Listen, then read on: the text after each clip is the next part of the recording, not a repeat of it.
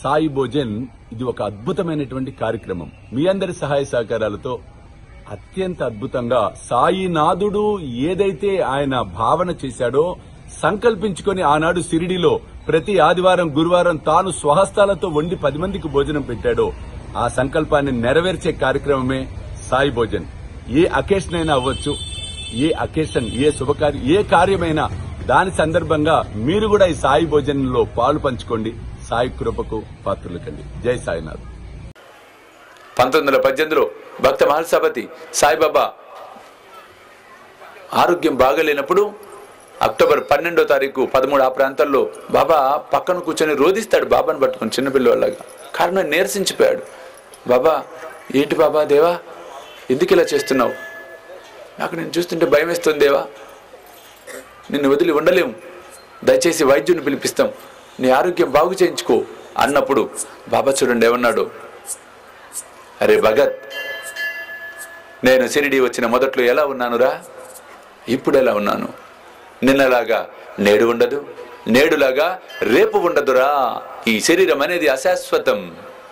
అశాశ్వతమైన ప్రాపంచికమైన పంచభూత సమన్వితమైనటువంటి శరీరం కోసం ప్రాకులాడకురా. ఆత్మ, శాశ్వతమైన ఆత్మ గురించి తెలుసుకో, ఆత్మ గురించి పరితపించు. అంటే ఎంత గొప్ప సత్యం చాటాడంటే బాబా, అశాశ్వతమైనది దేహం, అది అందరికీ తెలుసు. ఎంతమంది 2050వ సంవత్సరాన్ని చూడగలరు, ఎంతమంది 2100వ సంవత్సరాన్ని చూడగలరు? ఇక్కడ కూర్చున్న వాళ్ళలో చేతులు ఎత్తలేం, చెయ్యి ఎత్తబుద్ధి కాదు. లెక్కేస్తే ఇక్కడి నుంచి ఇంకా 43 సంవత్సరాలు 2050 అంటే ఎంతమంది 43 సంవత్సరాల్లో ఉండగలరు, పోగలరు? అట్లా అని అన్ని వదిలేసి వైరాగ్యంతో పూర్తిగా తిరగమంటల్లా. తామరాకు మీద నీటి బిందువులాగా ఉండాలి. శరీరపు విలువను మనం తెలుసుకోవాలి. కానీ వాళ్ళ పరిస్థితులు మారిపోయినాయి. తామరాకు మీద ఫెవికాల్ చుక్కలాగా అయిపోతున్నారు. ఆకు చిరిగిపోవాలే గాని బిందువు రాదు కిందకి. అంత అటాచ్మెంట్. భగవంతుడేమో తామరాకు మీద నీటి బిందువు రా నాయన, దులిపితే పడిపోవాలంటాడు. మేమో అతుక్కుపోతాం గట్టిగా. ఆకు పడాల్సిందే, మనం పడం, క్వశ్చన్ లేదు. ఆకంటే విషయాలు, వస్తువులు, వ్యక్తులు, ఇవే ఇవే పొద్దున్న లేస్తే రాత్రి దాకా వీటి చుట్టూతోనే గిరగిర తిరిగి అందులో పడి చచ్చిపోవటం. అంటే ఒక పురుగు, దీపం చుట్టూ తిరిగి తిరిగి తిరిగి ఆ దీపంలో కాలిపోతుంది మళ్ళీ. అలాగే విషయ ఉపాసనలో పడి పడి పడి వాడు ఒక విషయం అయిపోతాడు చివరికి.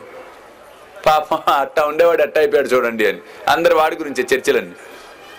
కాబట్టి సాయి బంధువులారా, భగవంతుడి గురించి ఆలోచించే విధానాన్ని మనం అలవాటు చేసుకోవాలి. ఎక్కువ సమయం భగవంతుడి కోసమే కేటాయించండి. అట్లా అని మీ పని పాఠాన్ని వదిలేమని ఏం చెప్పటం లేదండి, ఎవరు చెప్పరు. అలా జ్ఞానం ఉన్న ఎవరు చెప్పరు. ఏ పని చేసుకుంటున్నా భగవన్ నామస్మరణ చేస్తూ ఆ పని చేసుకోండి.